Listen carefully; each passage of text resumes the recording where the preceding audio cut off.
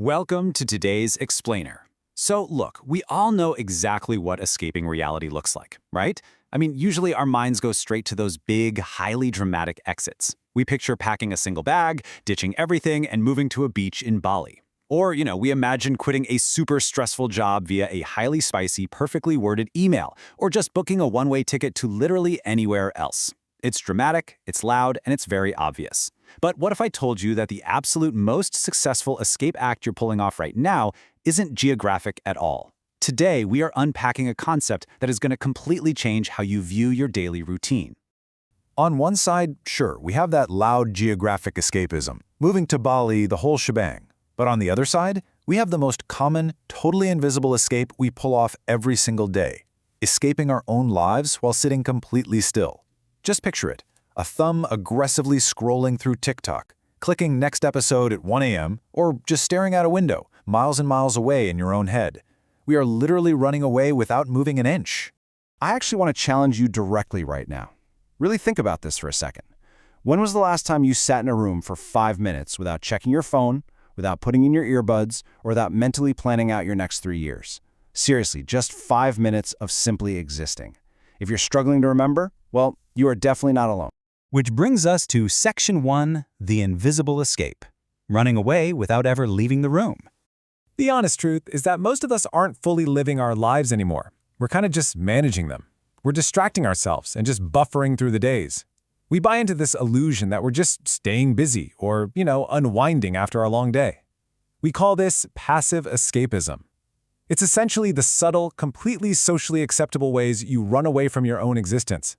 I mean, it's not frowned upon to constantly listen to a podcast or endlessly optimize your calendar. Society actually rewards that kind of stuff. But mechanically, it is an escape route. And honestly, the scariest part is we usually don't even realize we're doing it. So how does this actually happen? Let's dive into Section 2, 3 sneaky escape routes and how we actively avoid the present. Route number 1 is what we call the digital buffer. And hey, this isn't just some basic wagging a finger lecture about screen time. No, this is about micro-escaping the present moment. It's about those tiny split-second fractions of time. It's the 2 seconds it takes for an elevator to arrive and your hand just instinctively reaches into your pocket for your phone. It's feeling this absolute need to put on a podcast just to walk down the hall to the bathroom or, get this, just to wash 3 plates in the sink. So, why do we desperately need that digital buffer? Well, here is the harsh reality. We have become entirely intolerant to the sound of our own thoughts. Every single open, quiet moment in our day is perceived as this terrifying gap. And instead of filling that gap with presence, we just plug it with noise. We do this so we absolutely positively do not have to face whatever feelings, anxieties, or messy thoughts are brewing underneath the surface.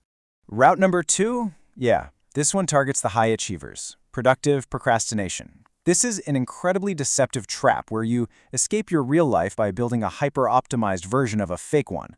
You know the drill. You spend 3 hours color-coding your Notion workspace instead of actually writing the paper you need to write. Or you spend weeks researching the perfect workout split and buying all the right gym gear, but you never actually step foot in the gym. Or maybe you read 5 self-help books back to back. Why? Because reading about changing feels exactly like changing.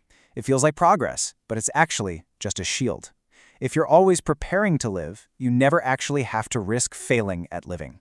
And finally, we have the third route, the chronically next mindset. This is how we constantly delay our own lives using this endless rhythm of excuses. It usually starts with something simple, like this. Once I get through this week, things will calm down. Come on, how many times have you said that exact phrase to yourself? But the thing is, it doesn't stop at the end of the week, does it? It escalates to much bigger life events. We start telling ourselves, oh, once I get that promotion, then I'll finally have the bandwidth to start dating, or then I'll focus on my health. And ultimately it gets tied to entire seasons of our lives. Once summer starts, I'll finally be happy.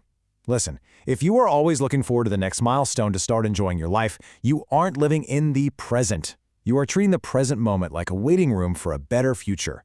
Escaping today relies entirely on the promise of a tomorrow that continually shifts its due date. And guess what? Tomorrow never actually arrives. Let's shift gears to Section 3. Why are we running? The weight of reality. Now, if you're recognizing yourself in all this right now, just take a breath. It's okay. This behavior absolutely does not mean you're lazy or lack discipline. The real truth is, escapism is a survival mechanism. Reality is heavy. Your current life might include a super draining job, a stagnant relationship, or honestly, just the baseline anxiety of trying to navigate this crazy modern world. Your brain is a brilliant machine, and right now, it is simply trying to protect you from discomfort by offering a convenient escape hatch. But that brings us to Section 4, the true cost, the catch-22 of escaping. See, there is a massive catch-22 to escaping. The more you run from your life, the less power you have to actually change it. When you mute your life with constant noise, you don't just magically mute the bad stuff like anxiety, boredom, or loneliness. It's a master volume knob. It turns everything down. You mute your intuition. You mute your creativity. And most importantly, you mute the exact discontent you need to feel in order to fix things. Think about it. Discontent is an alarm bell. If you mute the alarm, the fire just keeps burning. Because ultimately, if you are never fully present in your own life, you cannot steer the ship. You are completely adrift. And the real danger isn't that you'll crash today. No, the danger is that you will just wake up 5 years later, look around, and wonder where all your time went. So how do we fix this? Section 5, the real-life return plan. Making friends with reality again. Please don't panic here. You don't need to throw your smartphone into the ocean or march in and quit your job tomorrow morning. We just need to gently step back into the present. Here are 3 steps. Step 1 is to audit the gaps. Next time you're waiting in line and you feel that phantom urge to grab your phone, just look around. Notice it. Put the phone away. You are building a tolerance for open space. Step 2 is the 5-minute stare. Sit on your couch for just 5 minutes a day with absolutely zero input. No screens, no music. Just let your brain finally process its backlog. And step 3, action over planning. Pick one thing you've been endlessly planning and just go do a terrible, beautifully messy version of it right now. Break the loop. By following those 3 simple steps, you organically begin facing the messy, boring, unpredictable present. Your real life isn't waiting for you in the next vacation, or the next job, or the next scroll. It's happening right now, right in the middle of today. Stop escaping it.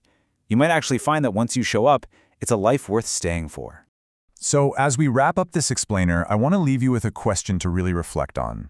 What is your favorite flavor of escapism? Are you a digital buffer, a productive procrastinator, or are you chronically living in the nexty? Leave a comment below and let's talk about it.